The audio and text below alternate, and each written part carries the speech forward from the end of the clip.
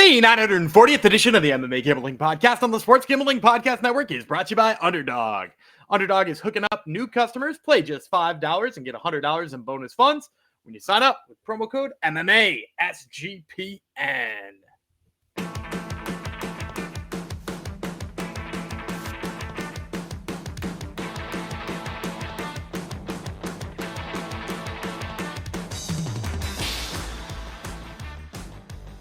Howdy ho, degenerates. Welcome to episode 940 of the MMA Gambling Podcast on the Sports Gambling Podcast Network, dedicated to the Toronto Blue Jays off to the World Series, where they're going to get curb stomped by the Los Angeles Dodgers, but go Jays go. Just like Gumby predicted in yesterday's episode, the Blue Jays are in the World Series. Do you want me to predict that the Dodgers will kill them too? Because I think I might have mushed the Mariners there in a pretty bad way. Dodgers in 3 is my prediction for the series. That's Daniel Gumby Reeland. Yep. Daniel Gumby Reeland, aka what's your new name again? The goddamn wizard? That's it. Right? Oh, goddamn wizard, which he shouted his pick out again too. Yeah, he did. I'm TSP, the Spicy Pimp Jeff Fox. We've got UFC pay-per-view. One of the very last UFC pay-per-views. 2 more after this, and then they are done. At least for the United States market. We got UFC 321, Aspinall versus Gain going down in Abu Dhabi this coming Saturday. Prelims are packed, 9-fight prelims. We probably should dive into it because it's going to be a long, well, not a super long episode, hopefully, but a long enough episode. A reminder, though, before all that, the NBA tips off this week. Actually, they tipped off last night. So make sure to subscribe to the NBA Gambling Podcast for daily picks podcasts. Tune into the NBA Gambling Podcast wherever you get your podcasts. All right, Gumby, we got a big fat prelim card here. Any thoughts on the prelims before we actually give out picks? Fun as hell. A lot of close odds, some fights that don't have close odds, and I don't mind the underdog on them. It's they're exciting.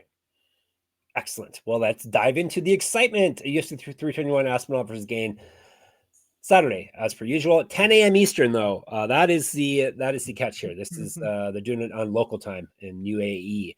So 10 a.m. is that a bad thing? That's not a bad thing. No, that's not great. At all. They used to reject doing this back in the day. It used to always have to be Vegas time, but so you'd have these weird UK pay-per-views where they'd be having them in the middle of the night or early in the morning. But this is 10 a.m. Are the prelims. They're not, looks like the prelims are broken down into early and main prelims. They're just doing them all as one prelim. So we got that, and then the main card is 4 p.m. I believe is the start time for that. Etihad Arena, Abu Dhabi. Endeavor is the ownership. 14 fights. So we're going to cover the first 9 right here for you, starting with a women's fight, of course, because every fight card has to start off with a women's fight. This should be a fun one. Women's strawweight. Jaqueline Amorim from Brazil, Mizuki Inoue from Japan. And let's break it down by telling you about Inoue first. I got to scroll over. That's how many fights are on this here card, my spreadsheet. All right. Inoue, 15-6 with 9 submissions. She's never been finished. 2-1 in the UFC. She's won 3 of 4 and 7 of 9. She did win her last bout. That was back in September 2023. She's not lost a bout since August 2020. Used to fight at 125, 3-3 in Invicta. 2010 pro MMA debut. She went 11-2 as a pro kickboxer and won championships there. She's more active landing strikes than Amorim. She's been outstruck low in the UFC by 1.06 strikes per minute. She's at plus 350. Amorim, nicknamed Jackie. Perfect nickname. 10-1, 2 knockouts, 8 submissions. She's never been finished yet. She owes his round still. 4-1 in the UFC. She's won 4 straight after dropping her UFC debut. All of the past 4 wins have come via finish. She last lost a fight April 2023. She's the LFA champ. 0-1 as a pro grappler. 3-inch reach advantage over Inoue. Better striking and grappling stats. She's outstruck her opponents with 1.25 strikes per minute, minus 385. So a grappler versus grapple fight to kick things off. And Gumby will give you his pick. I'm going to take Inoue. Really? Yeah, right off the bat. I'm going to go big dog here on a big wild swing here. And look, I had to I always remember liking Mizuki Inoue, right? Mizuki Inoue has always been a fun fighter. And if you go back and you watch her fights, they hold up really well, really well. You talk about the last loss she had. Now, granted, we're talking about big gaps of time because she takes these long layoffs and what do we do about somebody who takes layoffs like this? But that last loss was to Amanda Lemos. And when you watch it, the striking of Mizuki, like, kind of holds up. She backs up Lemos for a big portion of that fight. She gets her back against the cage. Her hands are really quick. If you watch, Lemos takes her down twice, but like her body in the clinch is really good. I think she despite not having a takedown, racked up over 6 minutes of control time over Amanda Lemos, which is like, if you can body somebody in the clinch like that, that's like a really good sign. And she followed that up after having a huge layoff. She was clearly like a little rusty in the fight with Hannah Goldie, but like Hannah Goldie went 1 of 14 on takedowns and had like 12 seconds of control time or something like that. And Mizuki, again, looks really great in the clinch in those instances. Her boxing's really sharp. And look, we know this about Amorim. Like, she's good on the ground, but like, is she good anywhere else? Not really, right? Like, she can't box particularly well. She's not particularly fast. Her takedown game is like mostly trip based, right? There's not like a good sharp double in there that Mizuki's going to have to worry about. So like, I kind of see this fight as like, Amorim is not going to, hasn't really ever won a fight without subbing somebody, right? Like a couple of TKOs when somebody got exhausted, but like, she's never really, right? She's never won a decision, if I'm not mistaken. No. Mizuki's never been rounds, Gumby. And Mizuki's never been finished, right? Like, right. Mizuki, like if you lose, grind her out. And I just don't see Amorim as a grinder. She's a good grappler. She's really sharp with her jiu-jitsu. She's just not a grinder. And I kind of think Mizuki is. So, obviously the layoff makes me a little bit tentative, but the price kind of gets me over that hump. So I'll take Mizuki Inoue. All right. I applaud your bravery with that pick. I will take Amorim. I think she's going to be the better, or she is the better grappler here. Hopefully she does have a little more grit to her game, like you said. And the layoff is huge too. Anyway, it just hasn't been fighting often enough for me to take her here, but it could be a good dog spot. I'm definitely not. Yeah, I also want to throw out there too. Inoue has a fight with Virna Jandiroba, who's obviously co-main eventing this card. Split decision loss over 5 rounds, which granted, again, it's kind of old at this point in time. But that's in there. That's a hell of a grappler to have to go 5 rounds without getting subbed. Definitely. All right, let's move up a weight class over to the men's side. Azat Maksum, he is from Kazakhstan. Mitch Raposo from the United States of America. We'll tell you about Raposo first. 9-3, 4 knockouts, 3 submissions. He's been submitted once. 0-2 in the UFC. Before his UFC stint, he had won 4 straight. He has multiple regional championships on his mantle. Correct. Get a shirt, get a merch, sportsgamblingpockets.com/store. He went 0-1 in Contender Series because he lost to Jake Hadley. Okay. 0-1 on Tough as well. I won't ask you who he lost to there. You probably know, though. Used to fight at 135, 3 years younger than Maksum, better striking stats than Maksum. He has been outstruck, though, in the UFC and Contender Series. That's the name of it, by 1.58 strikes per minute, plus 318. So we got another pretty wide one here. Maksum, Kwazak is the nickname. Or Kazakh, I guess it would be. 15-2, 4 knockouts, 5 submissions. He's never been finished. 1-2 in the UFC. He has lost 2 straight fights, though. He's not won a fight since July 2023. Regional champ. He's fed at 135. 2 inches taller, 6-inch reach advantage than Raposo. Twice more active landing strikes. He's been outstruck, though, in the UFC as well by 1.76 strikes per minute, minus 340. All right, you took a swing. I'm taking a swing now on Raposo. Oh. Yeah, I know. Kind of crazy. I like the way he sticks and moves. I think he can avoid Maksum's attack there. He obviously has concussive power. You can just as easily as I can look up fights where he like totally deads people on the feet.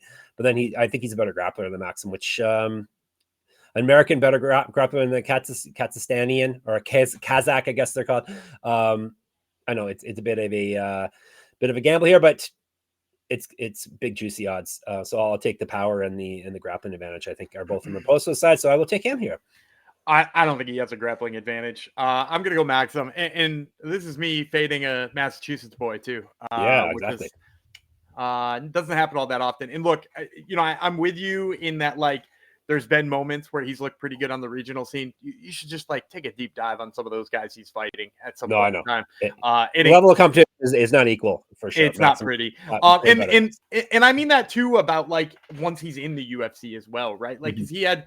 You're right. In the UFC, his grappling has looked good in moments too. But like grappling against Sumu Derji, who has like continuously just like falls apart on the mat, right? Like I'm thinking of that Matt Schnell fight where he could have just like won if he just punched Matt Schnell a couple more times, and instead he winds up getting served on the mat at the end of it. So, like I like Mitch Raposo. I've always said like he's like UFC level talent, but I've also watched him get absolute grapple fucked by Jake Hadley.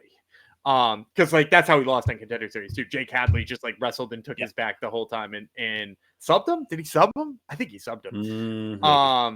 And so like I know that's in there. And yeah, Maksum's his grappling hasn't looked great in the UFC, but like think about the guys he's lost to too. He's lost to Charles Johnson, which like seems like Johnson beats every prospect now. And then he also lost to Takeru Lambakov, who's like I've picked against Takeru Lambakov a lot of times, but like that dude's criminally underrated.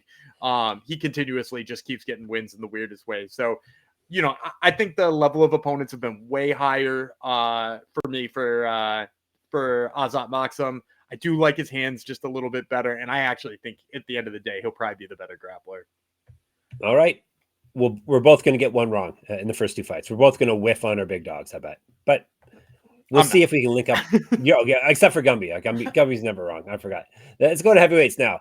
Chris Barnett, yes, he's still around. He's United States. This is the worst fight to talk about, by the way. Yeah. Of course, this is not good. Hamdy Abdelwahab, who looked horrific in his last fight. He is from, I want to say Turkey, but it's not Turkey. He is from Egypt, right? 3 5 rounds. 265 or more with these guys. With Barnett involved, it could be more. Barnett is Beast Boy or Huggy Bear. Your choice. 23-9, 18 knockouts. He's been knocked out 4 times, submitted once. 2-3 in the UFC. Loss, win, loss, win, loss. Is his UFC career. He got TKO'd in his last fight. That was back in October 2024. He's not won since September 2022, so he's not been very active over the past few years. He's missed weight before at heavyweight. That is true. He used to fight at super heavyweight, and he's 5'9", I think. Regional champ, 0-1 as a pro grappler, 2-4 as a pro boxer, 3-inch reach advantage over Abdul-Wahab, more active landing strikes than him as well. He has been outstruck, though, by 2.32 strikes per minute in the UFC, plus 340. The Hammer, Abdul-Wahab. 6-1 with 1 no contest, 5 knockouts. He's never been finished. 1-1 with 1 no contest over his last 3. He got lost his last fight to the Motor, Muhammad Usman. He failed a drug test earlier on before that as well. He hasn't looked quite the same fighter since then. 5 inches taller than Barnett, because every heavyweight's at least 5 inches taller than Barnett. 7 years younger, better striking and grappling stats than Barnett. He's been outstruck by 1 strike exactly per minute in the UFC, and he's at minus 350 over Gumby. Another big line here. Yeah, I wanted to convince myself to take Chris Barnett. Me too. So I was hoping you could. I was hoping you're going to convince me. You're not going to convince me. I can't. Look, like it just like the way he came out for that last fight, and like he just wasn't there. Like it was clear he was ready to quit before it even started.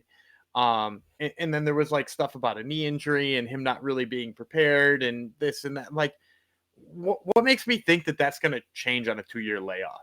And I'm not going to put Hamdy in any parlays. I'm not going to talk about his props later. I'm not going to, look for him in a daily fantasy lineup or talk about him when we talk about underdog fantasy later on. But like, I just can't get around to putting hard-earned money on Chris Barnett. Like it's just, it's sad.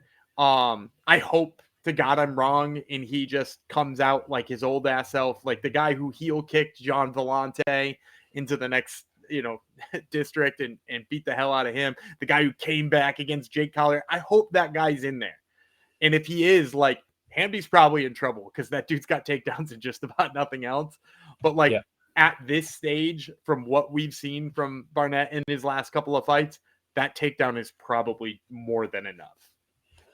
Yeah, it's probably going to be pretty ugly. Sadly, he's going to get taken down, and that will be the end of it. So, I guess even though we're picking him, the only hope, I guess, is Abdul-Wahab looked so bad in his last fight. Maybe he could look bad again, but and if it's something I'm going to bet on. If it stayed on the feet, like he could win, but like again, that's under the assumption that he's the Chris Barnett who throws spinning heel kicks and not the one who is standing up for 30 seconds and his knee blows out. He's 39 years old and he doesn't move like he used to, and he's clearly maybe not as locked into training as he used to. I don't know what it is, but it's just he's not the same Chris Barnett that like was really fun 3 fights ago. Yeah, he doesn't exactly have the body type that's going to age very well in the No. sport. Relying on being athletic and quick on your feet. So, all right, a sad pick, but we're going to take it anyway. Hamdy Abdul-Wahab is the play. All right, something that's not sad is mybookie.ag. We are brought to you by mybookie.ag. MyBookie is your place to bet on football and everything else. Their prop builder is second to none. The motto is betting anything, anywhere, anytime. Easy deposit, lightning fast payouts using crypto. Check out all the UFC lines we're talking about today over at MyBookie. And when you do head to mybookie.ag, promo code to sign up is MMASGPN. That way you get 100% bet back bonus up to $500 for new customers. So that's mybookie.ag, promo code MMASGPN. And we're also brought to you by Novig. That's all one word, and it's Novig. Novig is America's #1 sports prediction market. Novig, you're getting the best prices. You get lines like -103 for favorites, stuff like that over there, because they have reduced juice. They're Novig after all. Novig is available in 35 plus states. Download the Novig app and get $50 when you spend $5 if you use our promo code SGPN. Get N. I always say in. SGPN. Get in on the action with Novig, promo code SGPN. The most important part, I got to say that part proper. All right, here's a tough fight. Tough fight to pick, at least for me. It was had some discussions in our Discord today about this one as well. Ooh. Or yesterday would have been Jose Delgado versus Nathaniel Wood, U.S. versus England, 3 5-minute rounds at featherweight. We'll tell you about Wood, the prospect. I think he's getting a little. He's had 27 fights, so probably time for a new nickname. The prospect is 21-6, 8 knockouts, 5 submissions. He's been knocked out twice, submitted twice as well. 9-3 in the UFC. He's won 2 straight in 506. He last lost a fight in October 2023. Used to fight at 135. Cage Warriors champion. 1-0 in Bellator RIP. 2013 pro MMA debut. He's outstruck his UFC opponents by 1.77 strikes per minute, plus 135. Delgado is 10-1, 6 knockouts, 4 submissions. He's never been finished himself, yet he owes rounds. 2-0 in the UFC. He's won 7 straight, all via finish. He last lost February 2023. 1-0 in Contender Series. Used to fight at 155, 5 inches taller and 5-inch reach advantage over Wood, and 5 years younger, 555s. More active landing strikes than Wood. He has outstruck his opponents by 3.46 strikes for the 3 fights we have stats for. It's a very impressive number, -142. Like I said, tough one to pick. I am going with Delgado. Size and youth always is catnip to me, but that's not the only reason. Obviously, I think he's a better striker and he's got plus power. He can really crack. The concerns is Wood's a better grappler and a better grinder, and Delgado, I'm worried a bit about the cardio if this fight drags into deep water. So I guess that's why the line's as close as it is not a home run grand slam pick. Slam dunk.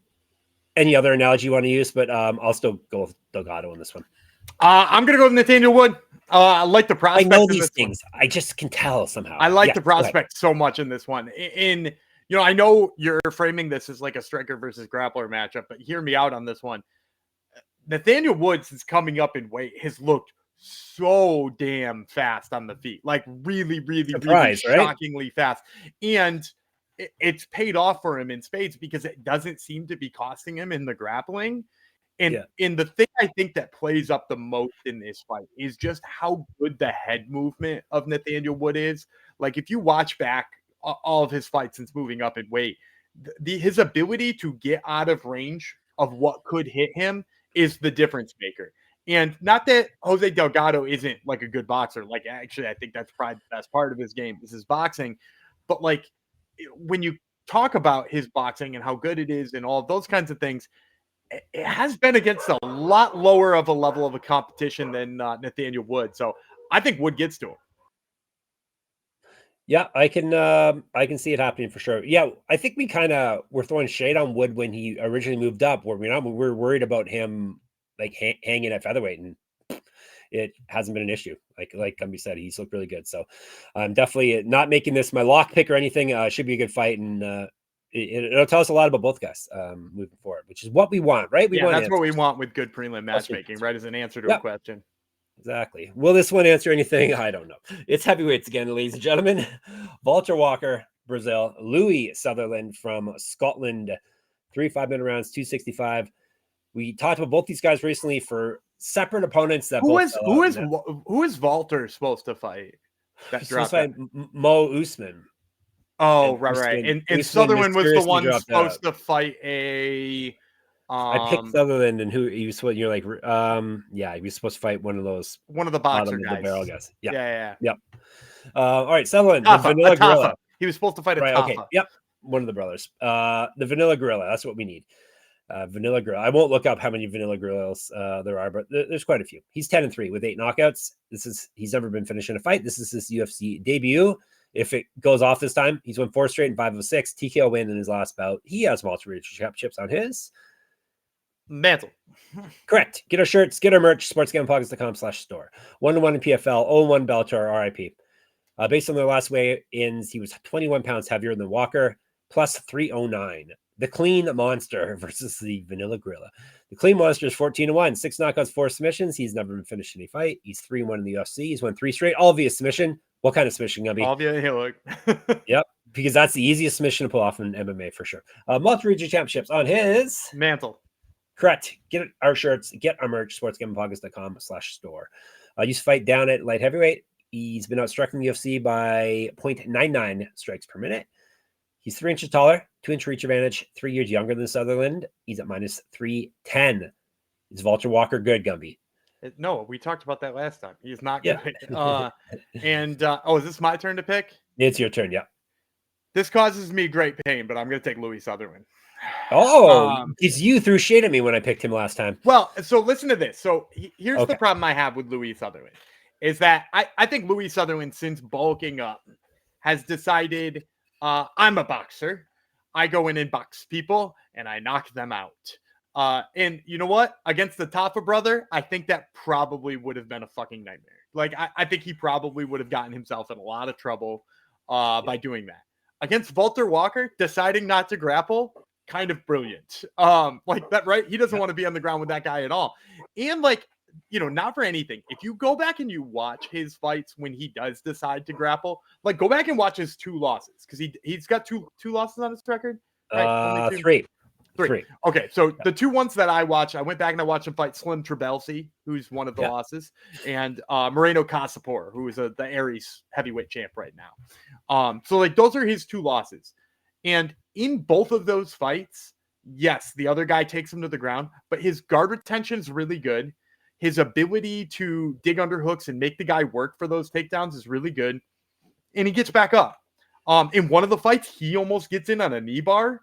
So like he's got ground skills. He is choosing lately not to use them. And I think that's actually the part that makes me love him in this fight is that like he isn't going to take down Valter Walker. And if he uses good takedown defense and exhausts Valter Walker, which let me tell you, it doesn't take much to exhaust Valter Walker. Like he's just going to TKO him. Like he's just going to knock him out really freaking quickly. So like if that's the case, yeah, I want Louie Sutherland here. I didn't pick him against a guy who I think is worse, but stylistically, like I think this fight makes a lot of sense for him, and I think it's a great matchup for Louie Sutherland. I'll take a plus 309 dog too. Sure. Why not? I'm not paying minus 310 for Valter Walker. And as you said with Sutherland, he does have grappling. Hopefully he has, as you said, he does have the defensive grappling. I'm concerned that he does like to charge into guys and get in the clinch and that type of thing. Hopefully he does not do that against Walker and keeps it clean. But even if striking battle. But even if he does, it's like the underhooks play for him. Like if you watch that fight with Slim Trabelsi, Trabelsi gets him down a bunch of times and eventually wears him down. But like, first of all, Slim Trabelsi, infinitely better wrestler than Valter Walker. But like he digs underhooks, he gets front headlock positions. He's doing like all the things to get out of there. And like works his way back to his feet and all of those. I really think like he could even give Valter Walker a takedown, and as long as he stays safe and gets up one time, he wins. Well, he's a one-trick pony, so as long as you don't give up a heel hook, you should be fine. So yeah, let's do it, Gumby. Plus 309. Let's do it. I hate picking Valter Walker. I do want to say we'll be heroes when we win. All right, we're going down to 155 now. Abdul-Kareem Al-Selwady. He is from Lebanon, I think. Right? I just no. Palestine. Pride of Palestine. Matheus Camilo. Oh yeah, it's Camilo, I think, right? But it should be Camilo. We talked about this off air. Camilo. We're telling you it should be Camilo, but it's Camilo. We'll talk about Camilo first. Jaguar. 9-3, 4 knockouts, 2 submissions. He's been submitted 3 times, 0-1 in the UFC. He won 6 straight before that, but then he got submitted in his UFC debut. He's fought at 135 and 145. 2 inches taller than Al-Selwady, 6 years younger. He's outstruck his opponents by 0.11 strikes per minute in the UFC. He's got better grappling stats than Al-Selwady. He's at plus 100, even money here. The pride of Palestine. Yeah, that gives away where he's from, definitely. 15-4, 8 knockouts, 2 submissions. He's been knocked out 4 times. 0-1 in the UFC. He's won 5 straight before that. Got TKO'd in his UFC debut. That was back in March 2024. He last won in August 2023. Won no contender series. Multiple region championships on his mantle.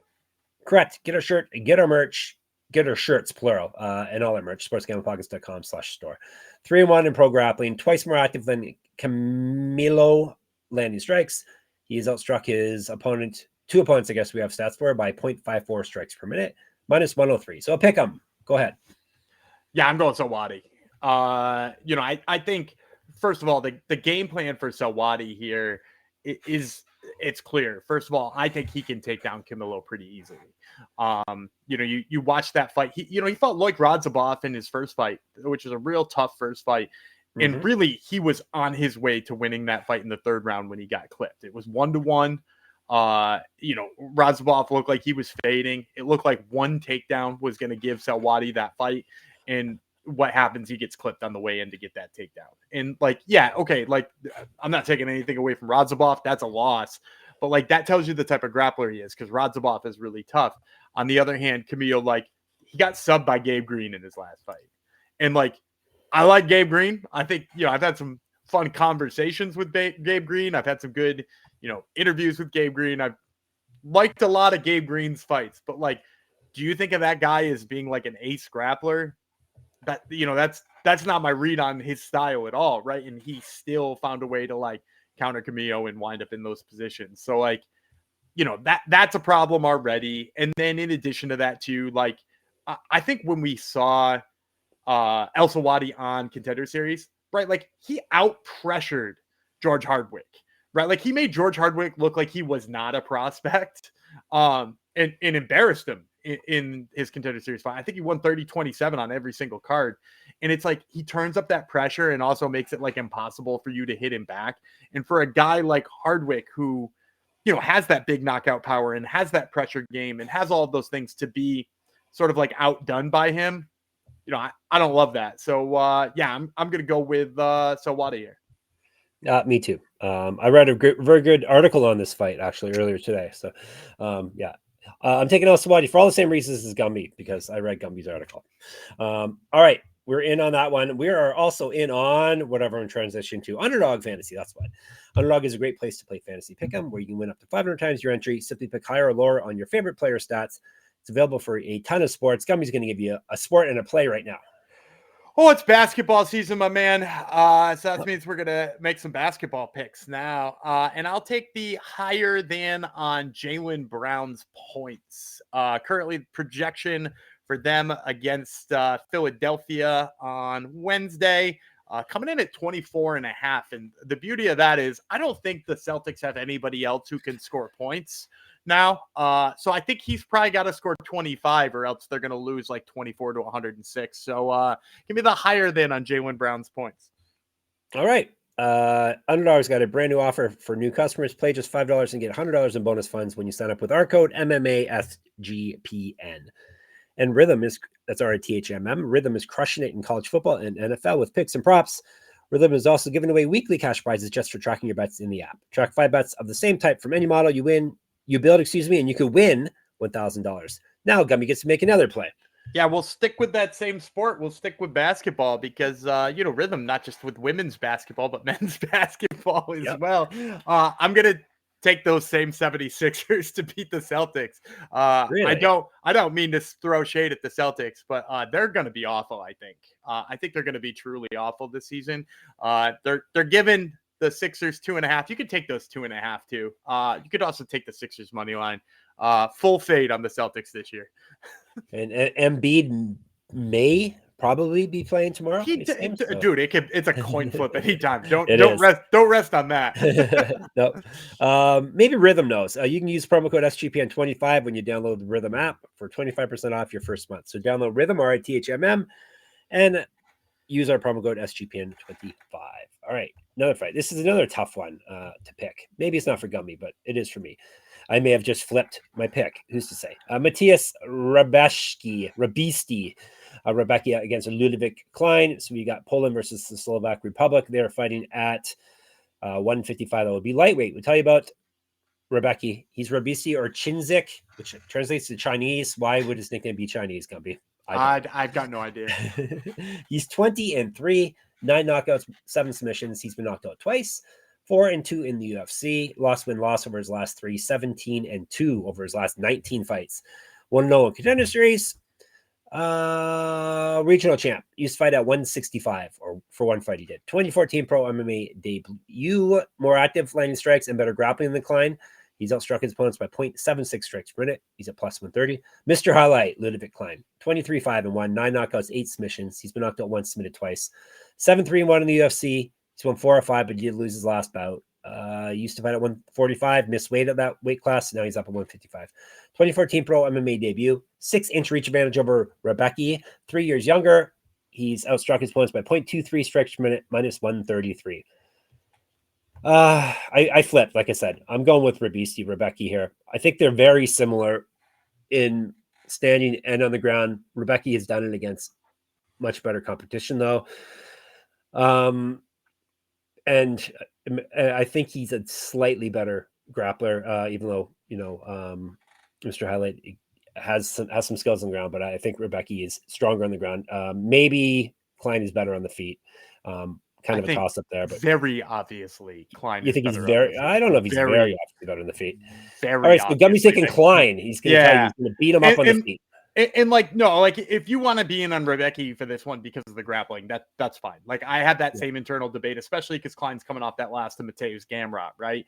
And Gamrot hit 5 takedowns in that. I forgot about that. He's allergic to Matheus, so he's this is discount Gamrot though. I like Rębecki and all that, but he doesn't grapple like Gamrot. And the thing about Ľudovít is he got up enough times so that Gamrot could get 5 takedowns, And for me, I think the difference here, especially in the reach, is just going to be too much for him. I mean, we've seen the power of Ľudovít really come through in some of his more recent fights. Rębecki gets hit a lot. You remember that fight with, what was it, Mick Tobacco-Orolbai? He took a beat. I mean, both of them took a beating in that fight, but he took a beating in that fight. He was super tired. I don't think he handles even Ľudovít Klein as well as that. I think Ľudovít Klein's probably gives him more trouble on the feet than Rębecki did, and beats him up. So give me Ľudovít Klein. Could be a fight of the night. Yeah, this is going to be fun. Probably. Yeah, they're both probably going to bleed a lot. So there you go. All right, 2 fights left. Ikram Aliskerov. He is from Russia. Yong Park. He is from South Korea. 3 5-minute rounds, 185. We'll tell you about Park first. The Iron Turtle, 19-6, 5 knockouts, 6 submissions. He's been knocked out once, submitted twice. 9-3 in the UFC. He's won 2 straight and 6 of 7. He's a regional champion. He's fed at 170. 2013 Pro MMA debut. He's outstruck his UFC opponents by 1 strike per minute. He's at plus 220. Aliskerov, 16-2, 7 knockouts, 5 submissions. He's been knocked out twice. 6-3-1 in the UFC. He's won 8 of his last 9, including his last bout via TKO. Missed weight twice at 185, so keep an eye on that come Friday. Used to fight at 175. 2012 Pro MMA debut. He has multiple Combat Sambo championships on his mantle. 2 inches of height, 3 inches of reach over Park. He's a year younger. He's more active landing strikes than Park. He's outstruck his opponents with 1.98 strikes per minute in the old UFC. He's at minus 240. Gumby. Oh, Ikram Aliskerov. Man, this episode might be one of my most depressing in history. I'm sitting here picking against Iron Turtle. The bummer episode for sure. And I wasn't picking the Iron Turtle. I was hoping you could make it seem like it's a smart move, but he's a better grappler than the OV guy. Maybe though. like maybe. Like why? Because he beat up Ugly Man Joe. Like that. Yeah, That's your. it's based on the competition. Yeah, Aliskerov got thrown in the deep end immediately. So yeah, and he did pretty damn well in the deep end. It's not even like he got blown out of the water in the deep end. He got beat by Robert Whitaker. Right. And like, yeah, you're right. He's not like a grapple first OV. But like he's deadly and he's got decent takedown defense. And like, I don't know. As much as I like Iron Turtle, like what's the path to victory here? Like sell me on where we would like to see Iron Turtle take this. Is it just like you want him to lay on him for 15 minutes? You want him to like hold him against the cage for 15? Because like he's not gonna sub Aliskerov, right? He's definitely not turtles fight. How do turtles beat someone? I don't know. Yeah, like they hide in their shell is what they do. Yeah, and like that's the other thing too, is the thing about Aliskerov is like he does damage. So like being a guy who and I'm not just carrying the turtle metaphor of like shelling up, but like like sometimes Iron Turtle just like takes a little bit of a beating on the feet. Yeah. How much of that can he take against Aliskerov? Because like as much as I'm like, oh, he's been durable and he hits hard and he's a good grappler and he has good grappling defense. Which one of them bends? I kind of think the durability of Iron Turtle more. Or at the very least, I think Aliskerov just hurts him enough that like there's no comeback in him. We just see him like kind of wilt and just hang on for 15 minutes if that durability does hang up. So yeah, I mean, like I love Iron Turtle. The skills are fun. The guy's great. Like I like all those things. It's just like this ain't the right matchup for him to move forward. Unfortunately, I think this is Aliskerov all day. Yeah, I'm gonna have to sadly. But the bummer episode continues. I'll have to take Aliskerov as well here. All right. The main event of the prelims is a tight one, at least on paper as well. We have Nasrat Haqparast. He is from Afghanistan, trains in Montreal, though, or he did. He's still part of that. I think he's still a TriStar guy, but I'm not positive. I recently found out Manon Fiorot is a TriStar gal now. Oh, really? Yeah. Nice. It seemed to play out really well for this past week. It did. Beautiful. Quillan Salkilld, he is from Australia. They're fighting 3 5-minute rounds, 155. Is he from Australia or is he from New Zealand? He's from Australia. I said it correctly. Yeah. All right. This one is very close on paper. Actually, I think it's switched since I originally did the breakdowns. The dog has become the favorite. Haqparast is 18-5 with 10 knockouts. Been knocked out once, submitted once, 10-4 in the UFC. He's won 5 straight and 7 of 9. He last lost a fight February 2022. Used to fight at 170. 2012 pro MMA debut. More active landing strikes than Salkilld. He's outstruck his opponents by 0.39 strikes per minute. He's at even money, plus 100. Salkilld, 9-1, 3 knockouts, 3 submissions. He's been submitted once, 2-0 in the UFC. He's won. He went 1-0 in Contender Series. He's won 9 straight fights. He's not lost since February 2021. He is a regional champion. 2 inches taller, 3-inch reach advantage over Haqparast, 4 years younger, better grappling stats. He's outstruck his UFC and Contender Series points by 2.02 strikes per minute, minus 104. Is this a hard one for you too, Gumby, before I make the pick? No. Really? You're very certain on it, which does not make me feel good because I'm thinking about flipping my pick again. I was thinking when I was breaking it down, if Haqparast was a dog, I was going to take him, and he's a dog now, so I guess I'm going to take him. I like the role he's going on. I like the power that he has. I like the level of experience advantage he has over Salkilld. So I'll take the plus money. Nah, Salkilld is so crafty. I love Quillan Salkilld. He's one of the influx of Aussie fighters that it's sort of, and I hate to put him in this level here because he's certainly not at this talent level yet, but he sort of feels like when we got Alexander Volkanovski. When Alexander Volkanovski first came to the UFC, I'm like, I ain't picking against this guy until he shows me some weakness. I haven't really seen it from Quillan. You mentioned, obviously the level of opponent has been tougher for Haqparast because he's been in the UFC, but like, never forget who beat Street Buddha twice. And not just beat Street Buddha twice, but he dragged him to the ground and beat him in his own damn game twice. And so like, Quillan is fought really high level competition in Australia too. He's looked great in the UFC. He looked fantastic on Contender Series. Like, this is a guy who I think has sort of more of a complete game than most people who, when they get to this point, his ground game is exceptional and his striking game isn't that far behind. So yeah, I like Quillan quite a bit in this fight. Should be a good test for him. Step up in competition here for sure. All right, let's recap the bummer episode for you. I got Haqparast. He has Salkilld. Both have Aliskerov. He has Klein. I have Rębecki. Both have Al-Selwady. We both have Sutherland. He has Wood. I have Delgado. Both have Abdul-Wahab. He has Maksum. I have Raposo. He has Amorim. I have Amorim. He has Inoue. All right, you are set. You can get more of us in the Discord, sportsgamblingpodcast.com/Discord. YouTube, of course, MMA Gambling Podcast. Twitter, SGPN MMA. He's at Gummy Vreeland. I'm at Jeff Fox Writer, at Jeff Fox Writer on Instagram. Check out my Substack. You can check out all my MMA articles there and enter my free UFC Pick'em contest, moneymma.substack.com. Gumby has a podcast. It's called Top Turtle. Tell the people who is on that podcast today. Yeah, the aforementioned Abdul-Kareem Al-Selwady, and then also Christian Natividad from this week's LFA. So check it out, Top Turtle. And of course, we're at sportsgamblingpodcast.com, sportsgamblingpodcast.com/store, sportsgamblingpodcast.com/Patreon. Back tomorrow. It'll be Huggy Bear, Gumby Vreeland, the Vanilla Gorilla, Jeff Fox. We shall talk to you then. Bye.